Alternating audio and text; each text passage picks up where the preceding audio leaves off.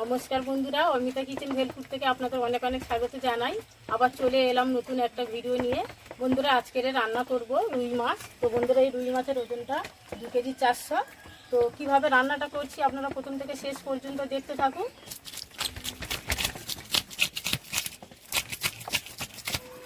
বন্ধুরা, মাছের আঁশটা ছাড়িয়ে দিয়েছি, আপনাদের দাদাভাই কেটে দেবে। মাছটা অনেকটা বড়, আমি কাটতে পারবো না।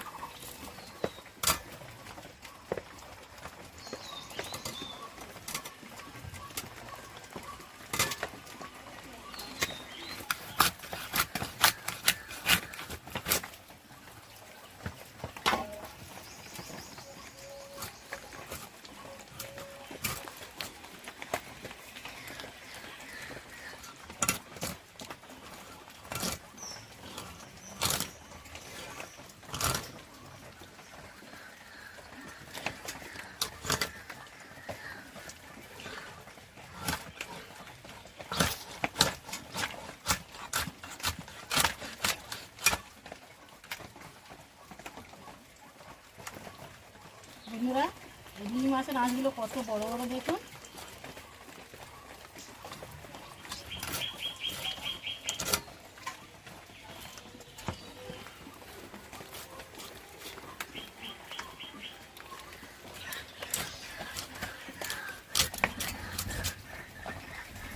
এই দেখুন,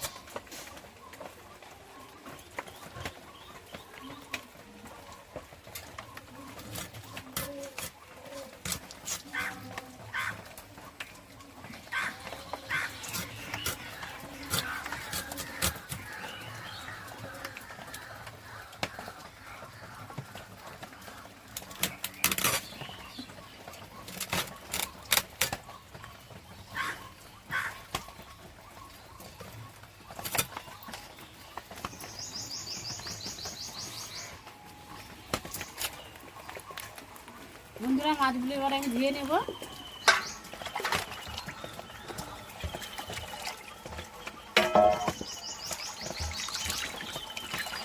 ভালোভাবে ধুয়ে নেব।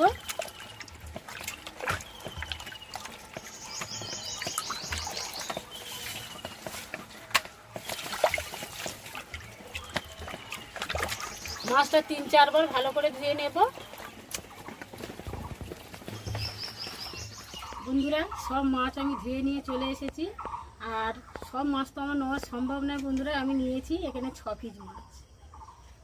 আর সব কিছু গুছিয়ে নিয়েছি, আর উনুনটা জ্বালিয়ে দিয়েছি। এবারে কড়াটা তুলে দেব।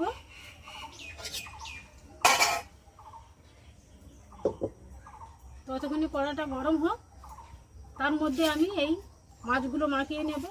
দিয়ে দিচ্ছি লবণ, দিয়ে দিচ্ছি হলুদের গুঁড়ো, দিয়ে দিচ্ছি লঙ্কার গুঁড়ো, হালকা পরিমাণে আমি সাদা তেল দিয়ে দেব।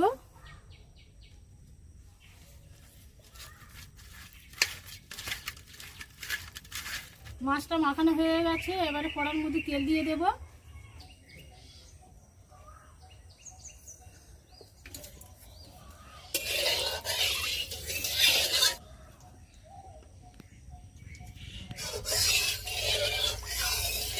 তেলটা গরম হয়ে গেছে, এবারে মাছগুলো ভেজে নেব।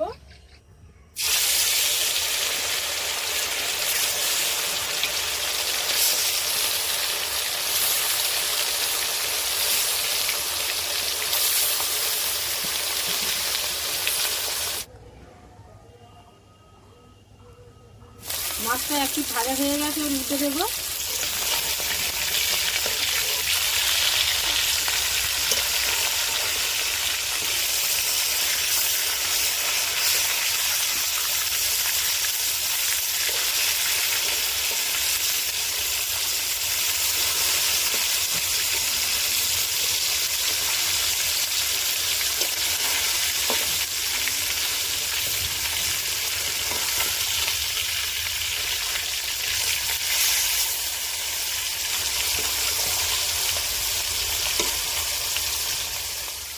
মাছটা ভাজা হয়ে গেছে, এবার তুলে নেব।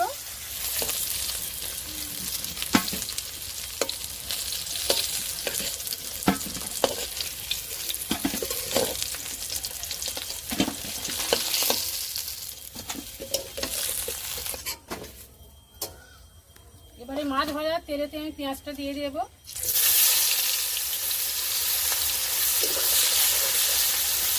পেঁয়াজটা একটু হালকা করে ভেজে নেব।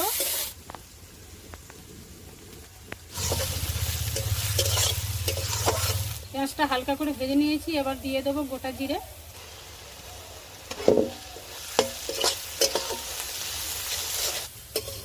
বন্ধুরা, জিরেটা আগে দিলে পুড়ে যেত, তার জন্য আমি পরে দিয়েছি।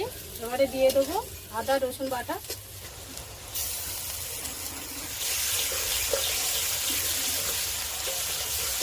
এবার দিয়ে দেবো টমেটো কুচি।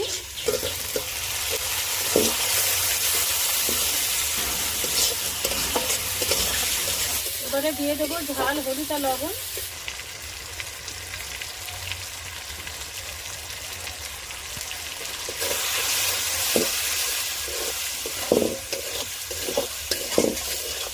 এবারে দিয়ে দেবো জিরের গুঁড়ো।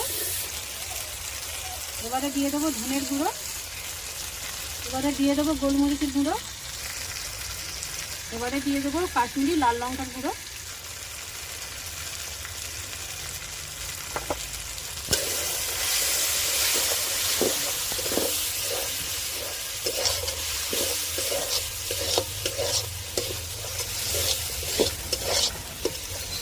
মশলাটা ভালো করে কষিয়ে নিয়েছি, এবারে পরিমাণ মতন জল দিয়ে দেবো।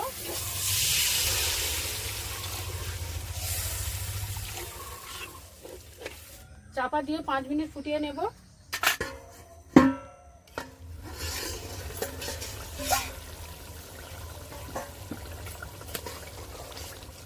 ঝোলটা ফুটে গেছে, মাছটা দিয়ে দেবো।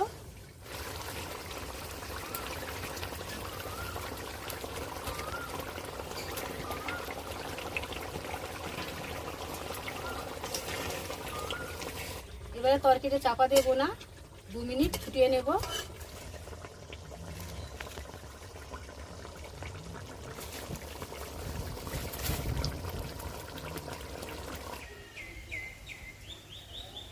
তরকারিটা হয়ে গেছে, এবারে গরম মশলা দিয়ে আমি নামিয়ে নেব।